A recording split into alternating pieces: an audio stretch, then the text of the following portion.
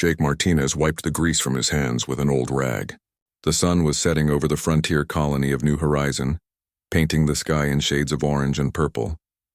His small repair shop sat on the edge of town, where the neat buildings gave way to wild, untamed land. He had spent another long day fixing broken equipment for the colonists. Farming machines, water pumps, communication devices. If it was broken, people brought it to Jake. He was good with his hands and had a way of making old things work like new again. Jake was about to lock up for the night when he heard a strange sound outside. It was soft, like someone trying not to make noise but failing. He set down his tools and walked to the front door of his shop. The sound came again. A small whimper, almost like an animal in pain. Jake opened the door and stepped outside. The air was cool now that the sun was going down. He looked around but saw nothing unusual. His shop stood alone here with the nearest neighbor half a mile away. Then he saw her. A figure lay crumpled beside his workshop, hidden in the shadows of the building. Jake's heart jumped. Someone was hurt. He rushed over and knelt down. In the dim light, he could see it was a woman, but something was different about her. Her skin had a strange blue-silver color that seemed to glow faintly in the darkness. She was tall, even lying down, and very thin. Too thin. "Hey," Jake said softly, reaching out to check if she was breathing. "Are you okay?" The woman stirred at his touch. Her eyes opened slowly and Jake gasped. They were large and completely silver, like mirrors reflecting the last light of day. She looked at him with confusion and fear. "Please," she whispered in accented English. "Don't hurt me." "I'm not going to hurt you," Jake said quickly. "Are you injured?" "What happened?" The woman tried to sit up but swayed dangerously. Jake caught her shoulders to steady her. She felt cold and he could see she was shaking. "I'm sorry," she said. "I didn't mean to. I was just so tired. I saw the light from your building and thought maybe—" "It's okay," Jake said. "Let me help you inside." He helped her stand, surprised by how tall she was. Even weak and stumbling, she was almost as tall as him. Her strange silver-blue skin was covered by a simple gray dress that had seen better days. Inside his shop, Jake guided her to an old chair. Under the bright lights, he could see her more clearly. She was definitely not human, but she was beautiful in a way that took his breath away. Her features were sharp and elegant, and her silver hair fell in waves to her shoulders. "What's your name?" Jake asked, grabbing a bottle of water from his small refrigerator. "Zara," she said, accepting the water gratefully. She drank it slowly as if she hadn't had water in days. "I'm Jake. When did you last eat something, Zara?" She looked away, embarrassed. 2 days ago. Maybe 3. "I lost track." Jake stared at her. 3 days? No wonder you collapsed. He moved to his small kitchen area in the back of the shop. "I don't have much, but I can make you something." "You don't have to," Zara said quickly. "I don't want to be trouble." "No trouble," Jake said, already pulling ingredients from his small pantry. Everyone needs food. As he cooked, Jake tried to process what was happening. An alien woman had collapsed outside his shop. She was starving and alone, far from any city or transport hub. How had she gotten here? Why was she here? "Are you from one of the other colonies?" he asked as he stirred soup in a pot. "No," Zara said softly. "I'm from very far away." Jake brought her a bowl of hot soup and sat down across from her. She ate slowly but hungrily, and he could see some color returning to her pale cheeks. "What are you doing way out here?" Jake asked gently. Zara paused with the spoon halfway to her mouth. "I was looking for something. Someone, actually. Who?" "I don't know," she said, and Jake could hear sadness in her voice. "I just know I had to keep looking." Jake didn't understand, but he could see that talking about it upset her. "Well, you found me. That's something, right?" Zara looked at him with those strange silver eyes. "Yes," she said quietly. "I found you." After she finished eating, Jake showed her to the small apartment above his shop where he lived. It wasn't much, just a bedroom, bathroom, and tiny living area, but it was clean and warm. "You can sleep on the couch tonight," he said. "Tomorrow we'll figure out what to do next." "Why are you helping me?" Zara asked suddenly. "You don't know me. I could be dangerous." Jake looked at her thin frame and exhausted face. "You don't look very dangerous to me, and besides, it's the right thing to do." "The right thing? Where I come from, we help people who need help. It's that simple." Zara stared at him as if he had said something amazing. "Your people do this? Help strangers?" "Most of us try to," Jake said. Don't your people do the same? No, Zara said softly. We don't. Jake brought her blankets and a pillow. As he was about to leave her to rest, she spoke again. Jake? Yeah, thank you. I haven't met kindness like this in a long time. Get some sleep, Jake said. Things will look better in the morning. But as Jake lay in his own bed that night, he couldn't stop thinking about the strange woman downstairs. Where had she come from? Why was she searching for someone she couldn't identify? And why did she seem so surprised by simple human kindness? Outside his window, the stars of New Horizons' night sky sparkled like Zara's silver eyes. Jake had the strange feeling that his quiet life was about to change in ways he couldn't imagine. Jake woke up early the next morning and quietly made breakfast. He could hear Zara moving around upstairs, so he knew she was awake. When she came down to the shop, she looked much better. Her silver blue skin had more color, and her strange eyes seemed brighter. Good morning, Jake said, offering her a plate of eggs and bread. How did you sleep? Better than I have in weeks, Zara said, sitting down at his small table. Thank you again for your kindness. As they ate, Jake studied her more carefully. In the morning light, he could see details he had missed the night before. Her ears came to small points and her fingers were longer than human fingers. When she smiled, her teeth were very white and perfectly straight. Can I ask what kind of alien you are? Jake said. I mean, what's your species called? Villani, Zara said. We come from a world called Valara, many light years from here. That's really far, Jake said. How did you get to New Horizon? Zara looked uncomfortable. I worked my way here on trading ships. It took many months. Working your way here? You mean you were trying to get to this specific place? Not exactly, Zara said slowly. I was following something. A feeling, I guess you could call it. Jake set down his fork. A feeling? Zara was quiet for a long moment, as if deciding whether to trust him with something important. Finally, she spoke. My people are different from humans in many ways, she said. One of the biggest differences is how we find partners. Partners? Mates, husbands, and wives, you would say. Zara's cheeks darkened to a deeper blue color. Humans can love many people in their lives, yes? You can marry, divorce, marry again? Some people do, Jake said. Not everyone, but yes, it's possible. Villani are not like that, Zara said. We live for about 300 of your years, but we can only mate once, ever. Jake nearly choked on his coffee. Once in 300 years? Yes. When we reach a certain age, our body goes through something called the calling. It lasts only a few weeks, and during that time we feel a very strong pull toward our true mate. Once we find them and bond with them, that's it. We're paired for life. What happens if you don't find your mate during the calling? Zara's expression grew sad. Then you spend the rest of your very long life alone. The calling only happens once. Jake stared at her, trying to understand. That sounds terrifying. It is, Zara said quietly, especially when your calling begins and there's no one suitable nearby. Is that what happened to you? Zara nodded. My calling started 6 months ago. My family had already chosen a male from our community for me to bond with, but she shook her head.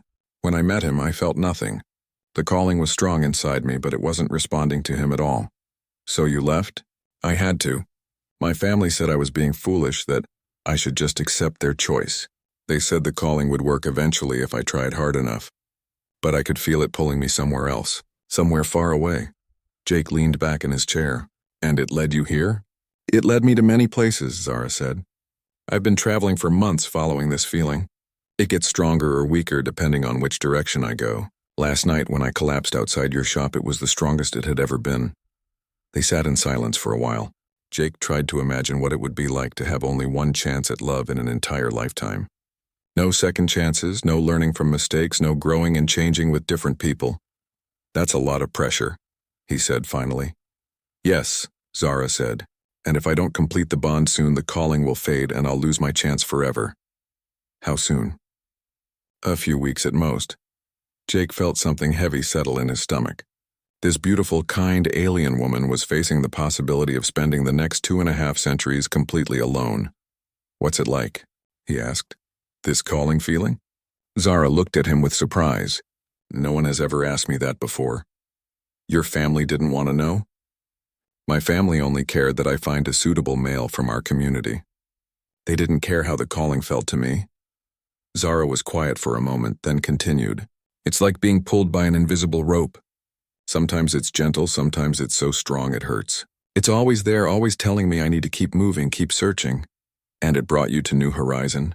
To this exact spot, Zara said, looking around his small shop. I've never felt it this strong before. Jake felt a strange tingling in his chest. Maybe your mate is somewhere on this colony. Maybe, Zara said, but she sounded doubtful. There are no other Villani here, though. I would sense them. Does it have to be another Villani? Zara blinked at him. Of course. The calling only responds to our own species. Are you sure about that? Well, that's what everyone has always told me, Zara said slowly. I've never heard of it working any other way. Jake stood up and started clearing the breakfast dishes. Maybe your people just never tried anything different. What do you mean? Humans used to think a lot of things were impossible until someone proved them wrong, Jake said. Maybe the calling can work with other species, but no one ever tested it. Zara stared at him. That would change everything for my people. Would it be a good change or a bad change? I don't know, Zara said honestly. Different, definitely. My people don't like different very much. Jake finished washing the dishes and turned back to her. What do you like? I like that you helped a stranger without asking anything in return, Zara said. I like that you ask questions instead of just accepting what everyone else believes. I like that you make me feel safe. Their eyes met across the small kitchen, and Jake felt that strange tingling again. Stronger this time. Zara's silver eyes widened and she took a quick breath. Zara? Jake said, are you okay? Zara stood up suddenly, her hand pressed to her chest. I need some air. She hurried outside, leaving Jake confused and worried. Through the window, he watched her pace back and forth in front of his shop, one hand still pressed to her chest like she was trying to calm her heartbeat. Jake didn't understand what had just happened, but he had a feeling it was important. Very important. Jake waited a few minutes before following Zara outside. He found her sitting on an old crate behind his shop, staring at the mountains in the distance. Her breathing had calmed down, but she still looked shaken. Mind if I sit? Jake asked. Zara nodded, moving over to make room for him on the crate. They sat in comfortable silence for a while, watching the morning sun climb higher in the sky. Want to talk about what happened in there? Jake asked gently. Zara sighed. The calling. It got very strong all of a sudden. Is that bad? I don't know, Zara said. It's never happened like that before. Usually it's just a steady pull, telling me which direction to go. But when you asked me what I liked, she shook her head. It felt like lightning in my chest. Jake felt that tingling sensation again. Maybe that means something. Maybe, Zara said quietly. Or maybe I'm just sick from traveling so long. Over the next few days, Zara stayed with Jake while she regained her strength. She helped him in his shop, and Jake was amazed by how quickly she learned to fix things. Her long fingers were perfect for reaching into tight spaces, and she had an understanding of how machines worked that impressed him. Where did you learn all this? Jake asked as she successfully repaired a broken water filter that had been giving him trouble for weeks. Villani are good with technology, Zara said. We have to be. Our world is not as easy to live on as this one. What's it like? Your home world? Zara's expression grew sad. Beautiful but harsh. The weather changes quickly and can be dangerous. We had to build cities that could protect us from storms and extreme temperatures. Everyone learns to fix and maintain things because if something breaks during a storm, you might not survive until help arrives. Do you miss it? I miss some things, Zara said. I miss the crystal gardens that grow near our cities. I miss the singing birds that come out at sunset. But I don't miss feeling like I had no choices. What do you mean? On Valara, your life is planned from the day you're born, Zara explained. Your job, your home, your mate, it's all decided by the community elders. You're supposed to accept these decisions and be grateful. That sounds awful, Jake said. I thought it was normal until I started traveling, Zara said. I met humans and other species who could choose their own paths. It was amazing and terrifying at the same time. As the days passed, Jake found himself looking forward to Zara's company more and more. She was curious about everything, asking questions about human culture that made him think about his own life in new ways. Why do humans help strangers? She asked one evening as they sat outside watching the sunset. What do you mean? You helped me when you had no reason to. You could have ignored me or turned me away, but you didn't. I've seen other humans do the same thing. Why? Jake thought about it. I guess because we know what it's like to need help. Most humans have been in tough situations where they needed someone to care, So when we see someone else in trouble, we remember how that felt. Villani don't think that way, Zara said. We help family and close friends, but strangers are seen as potential threats. That sounds lonely. It is, Zara said softly. I didn't realize how lonely until I met you. Their eyes met, and Jake felt that now familiar tingling spread through his chest. Zara's breath caught and she pressed her hand to her heart again. It's happening again, she whispered. The calling? Yes, but stronger. Jake, I think... She stopped and shook her head. No, it's impossible. What's impossible? Zara stood up and walked a few steps away from him. I think the calling is responding to you. Jake's heart started beating faster. To me, but I'm human, I know. That's why it's impossible. Zara turned back to face him. But every time we talk, every time you're kind to me, every time you make me laugh, it gets stronger. And when you look at me the way you're looking at me right now... She pressed both hands to her chest as if trying to hold something in. What does that mean? Jake asked, standing up too. I don't know, Zara said, and he could hear fear in her voice. This has never happened before. The calling is only supposed to work with other Villani. Maybe the universe has different plans, Jake said, stepping closer to her. If I'm right, if the calling really is responding to you, then accepting it would mean I could never go home, Zara said. My people would never accept a human mate. I would be exiled forever. And if you're wrong? If I'm wrong, then I'm going crazy and the real calling will fade soon, leaving me alone for the rest of my life. Jake reached out and gently took her hands. What does your heart tell you? Zara looked down at their joined hands. Her skin was cool and smooth, so different from his own, but somehow they fit together perfectly. My heart tells me that I've never felt as safe and happy as I do with you, she said quietly. My heart tells me that when you smile, something inside me lights up like a star. My heart tells me that the thought of leaving you makes me feel more scared than the thought of being exiled. Then maybe you should listen to your heart instead of what everyone else has told you. Zara looked up at him, her silver eyes bright with unshed tears. What if I choose wrong? What if you choose right, Jake said. What if we're supposed to prove that love doesn't have boundaries? What if we're supposed to show both our species something new? You make it sound so simple. Maybe it is simple, Jake said. Maybe we're the ones making it complicated. They stood there for a long moment, hands joined, looking into each other's eyes. Jake could feel something changing between them, something important and irreversible. Jake, Zara whispered. Yeah, I'm scared. Me too, he admitted. But I'd rather be scared with you than safe without you.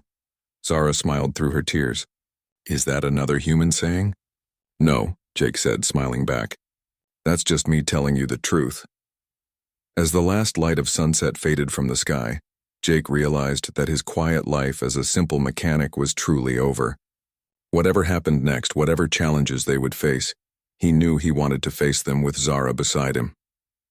The stars came out one by one, and Jake thought they looked brighter than ever before. 2 weeks later, Jake woke up to find Zara pacing back and forth in his kitchen. She looked agitated, her silver skin paler than usual. Zara, what's wrong? It's getting stronger, she said without stopping her pacing. The calling. It's so strong now I can barely think about anything else. Jake sat up in his chair. Is that good or bad? I don't know. According to everything I was taught, this should mean my true mate is very close. But you're already here, so... She stopped pacing and looked at him with wild eyes. Jake, I think the calling is reaching its peak. If I don't make a choice soon, I'll lose my chance forever. What kind of choice? Whether to complete the bond or let it fade, Zara said. If I wait too long, my body will give up and shut down the calling permanently. How long do you have? Days, maybe a week at most. Jake felt panic rise in his chest. Okay, so we figure this out. We have time, do we? Zara asked. Jake, what if I'm wrong about this? What if the calling isn't really responding to you? What if I complete the bond and it doesn't work because you're human? Then we deal with that when it happens, Jake said. But what if you're right? What if this is exactly what's supposed to happen? Before Zara could answer, they heard vehicles approaching outside. Jake looked out the window and saw 3 official colony transport vehicles pulling up to his shop. That's not good, he muttered. The vehicles stopped, and several people in Colonial Authority uniforms got out. Jake recognized the lead officer, Captain Lewis, the head of Colonial Security. Behind him came several other officials Jake didn't know. Jake Martinez? Captain Lewis called out as Jake opened his door. Yes, sir? We need to talk to you about the unregistered alien you're harboring. Jake's heart sank. How did you find out? Someone reported seeing a non-human individual in this area, Captain Lewis said. All alien visitors are required to register with colonial authorities within 24 hours of arrival. Your friend is in violation of colonial law. Zara appeared beside Jake. I'm sorry, she said to the captain. I didn't know about the registration requirement. Captain Lewis looked at her with interest. Villani, right? We don't see many of your people out here. You know about the Villani? Zara asked, surprised. More than you might think, Captain Lewis said. In fact, we received a communication from Valara 3 days ago. Your family is looking for you. Zara's face went completely white. My family? They're quite worried. They sent a ship to collect you. It's already in orbit around our planet. Jake felt like someone had punched him in the stomach. A ship? The Villani delegation wants to meet with both of you, Captain Lewis continued. They'll be landing at the colonial capital in 2 hours. I don't want to see them, Zara said quietly. I'm afraid you don't have much choice, Captain Lewis said, though his voice was kind. As an unregistered alien, you're subject to immediate deportation unless you can show cause for asylum. What would count as cause for asylum? Jake asked. Captain Lewis looked uncomfortable. Evidence of persecution or threat to life on her homeworld. Running away from an arranged marriage doesn't usually qualify. After the officials left, Jake and Zara sat in stunned silence. They found me, Zara said finally. I should have known they would. What will they do when they see you? Try to convince me to come home, Zara said. They'll say I'm sick, that the calling has made me confused. They'll promise to fix me. Fix you how? There are treatments that can force the calling to respond to a chosen mate, Zara explained. They're very painful and don't always work. But my family would rather I suffer through that than accept that I might have chosen my own path. Jake felt anger rise in his chest. They can't force you to take treatments you don't want. They can if I'm declared mentally unfit, Zara said sadly. A Villani who rejects their chosen mate and runs away is often considered to be suffering from calling madness. 3 hours later, Jake and Zara sat in a meeting room at the colonial capital. Across from them sat 3 Villani adults, 2 males and 1 female. They were taller than Zara and had the same silver-blue skin, but their expressions were cold and stern. Zara, the female said in accented English, "You have caused your family great worry." "Hello, Mother," Zara said quietly. Jake looked between them, seeing no warmth in the reunion. "This is the human?" one of the males asked, studying Jake with obvious disapproval. "Yes," Zara's mother said. "Zara, we understand you have been confused by your calling, but it's time to come home. Coral is waiting for you." "Coral is not my mate," Zara said firmly. "The healers can help with that," the other male said. "The treatments have improved since you left." "I don't want treatments," Zara said. "I want to make my own choice." Zara's mother turned to Jake. "Human, you seem like a reasonable person. Surely you understand that my daughter is not thinking clearly. The calling has made her believe things that are not possible." "Like what?" Jake asked. "Like the idea that she could bond with you," the first male said. "It's biologically impossible. The calling only responds to Villani mates. What if you're wrong?" Jake asked. The 3 Villani looked at him as if he had said something ridiculous. "We are not wrong," Zara's mother said coldly. "We are offering you 50,000 credits to reject our daughter and help us convince her to come home." Jake stared at them. "You want to pay me to abandon her?"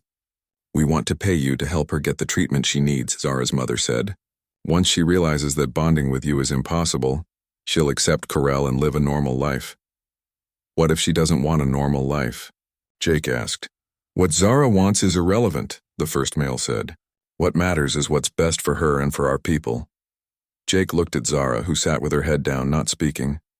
"Zara," he said gently, "what do you want to do?" She looked up at him with tears in her silver eyes. "I want to stay with you. But if they're right, if the calling can't really bond us, then I'll be condemning myself to a lifetime of loneliness for nothing. And if they're wrong, then we could be starting something that changes everything for both our species." The room fell silent. Everyone was looking at Jake, waiting for his decision. He thought about the 50,000 credits. It was enough money to expand his shop, maybe even buy a bigger place in town. It was more money than he had ever seen. Then he looked at Zara's frightened face and knew there was really no choice at all. "Keep your money," Jake said to her family. "Zara makes her own decisions." Zara's mother's expression turned angry. "You are making a mistake, human." When this fails, when she realizes what she has lost, the pain will destroy her. "That's her risk to take," Jake said. He stood up and offered Zara his hand. "Ready to find out what happens next?" Zara looked at his outstretched hand, then at her family's disappointed faces, then back at Jake. Slowly, she stood up and took his hand. "Ready," she said. The next morning, Jake and Zara sat on the porch of his shop watching the sunrise. Zara had been quiet since the meeting with her family, and Jake could see the stress in every line of her body. "Having second thoughts?" he asked gently. "Every few minutes," Zara admitted.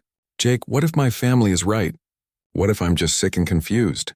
"Then we'll figure it out together," Jake said. "But I don't think you're sick. I think you're the sanest person I've ever met." Before Zara could respond, they heard vehicles approaching again. This time it was just Captain Lewis in a single transport. "More trouble?" Jake asked as the captain got out. "Actually, I think I have good news," Captain Lewis said. "The Villani delegation has agreed to let Zara attempt the bonding ritual with you." Zara sat up straight. "They agreed to that?" "Well, they agreed to prove that it won't work," Captain Lewis said. "They figure once you try and fail, you'll accept their treatment and go home quietly." "What exactly is this bonding ritual?" Jake asked. "It's simple," Zara explained. "We touch hands and open our minds to each other. If we're truly compatible, the calling will create a permanent connection between us. If we're not," she shrugged, "nothing happens, and if nothing happens, then I go home with my family and you get on with your life." Jake looked at her serious expression. "And if something does happen?" "Then everything changes." 2 hours later, they stood in the meeting room again. Zara's family was there, along with Captain Lewis and several other colonial officials. Everyone looked like they were attending a funeral. "Are you certain you want to do this?" Zara's mother asked one last time. "Once we prove the bonding is impossible, there can be no more arguments." "I'm certain," Zara said, though Jake could hear the tremor in her voice. "Very well," her mother said. "Proceed." Jake and Zara turned to face each other. She looked scared but determined. "Just so you know," Jake said quietly, "whatever happens, I'm glad we tried." "Me too," Zara whispered. They reached out and clasped hands. Jake felt the familiar tingling sensation, but stronger than ever before. Zara's eyes widened. "Open your mind," she said softly. "Don't fight what you feel." Jake relaxed and let himself feel everything he had been holding back. His growing love for Zara, his amazement at her courage, his desire to protect her and make her happy. He felt all of it flow through their joined hands. Zara gasped. "Jake, I can feel what you're feeling." "I can feel you too," Jake said, wonder in his voice. Through their connection, he could sense Zara's emotions, her fear, her hope, her deep loneliness, and underneath it all, a growing warmth that matched his own feelings. The tingling sensation grew stronger, spreading up their arms and through their entire bodies. Jake felt like electricity was dancing under his skin. "This is impossible," one of Zara's family members said, but his voice seemed to come from very far away. The connection between Jake and Zara deepened. He could see flashes of her memories, her beautiful but cold home world, her lonely childhood, her desperate flight across the galaxy. In return, he shared his own memories, growing up on Earth, coming to New Horizon to build a simple life. The moment he first saw her collapsed outside his shop. "Zara," Jake said, and his voice sounded strange even to himself.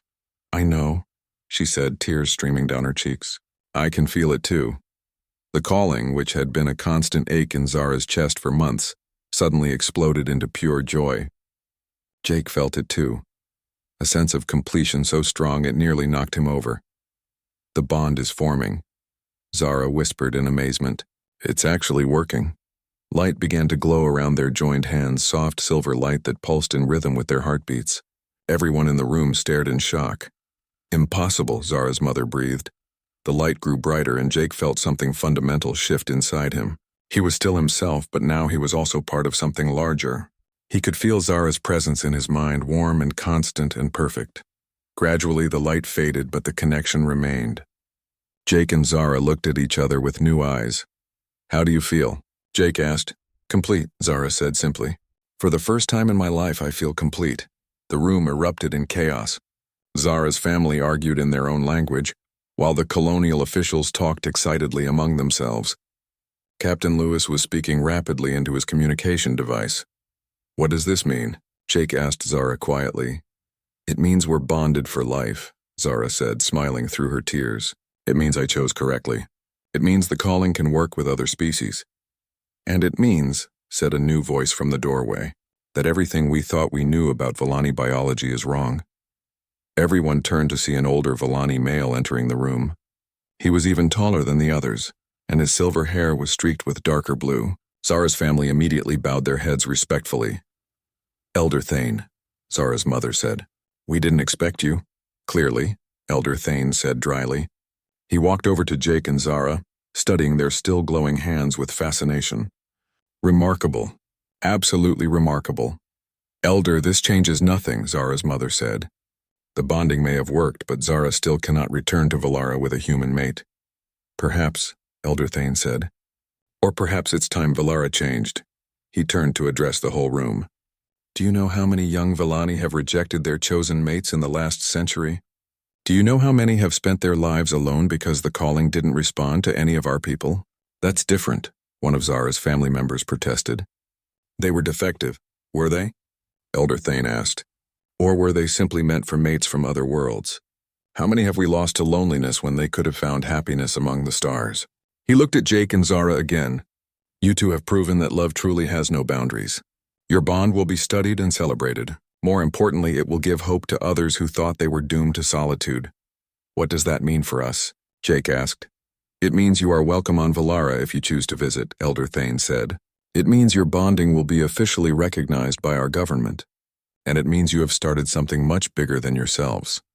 Over the following weeks, news of the successful human-Villani bonding spread throughout the galaxy.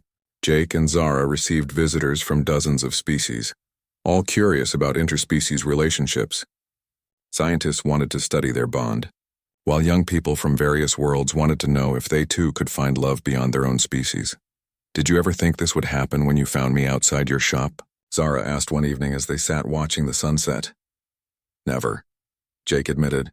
"I just thought I was helping someone who needed help." "That's what I love about humans," Zara said, leaning against his shoulder. "You do the right thing without thinking about what you might get in return." "And that's what I love about you," Jake said. "You were brave enough to choose your own path, even when everyone told you it was impossible." 6 months later, they received word that 3 more Villani had successfully bonded with mates from other species. The rigid traditions of Valara were slowly beginning to change, influenced by the simple human idea that everyone deserves the right to choose their own destiny. Jake still ran his repair shop, though it had grown significantly. Zara had become his full partner, and together they had developed new technologies that combined human and Villani engineering. More importantly, they had become a symbol of hope for anyone who believed that love could conquer any obstacle. As they watched another sunset paint the sky in brilliant colors, Jake reflected on how much his life had changed. He had started as a simple mechanic on a frontier world, and somehow ended up proving that the universe was much more connected than anyone had imagined. "No regrets?" he asked Zara. "Only one," she said, smiling at him. "I regret that it took me so long to find you." Jake kissed her forehead and pulled her closer. In the distance, he could see ships landing and taking off from the colonial spaceport. Travelers from across the galaxy, many of them young people searching for their own impossible love stories. He and Zara had shown them it was possible. Sometimes the human way, choosing hope over fear, love over tradition, and freedom over safety, really could change everything.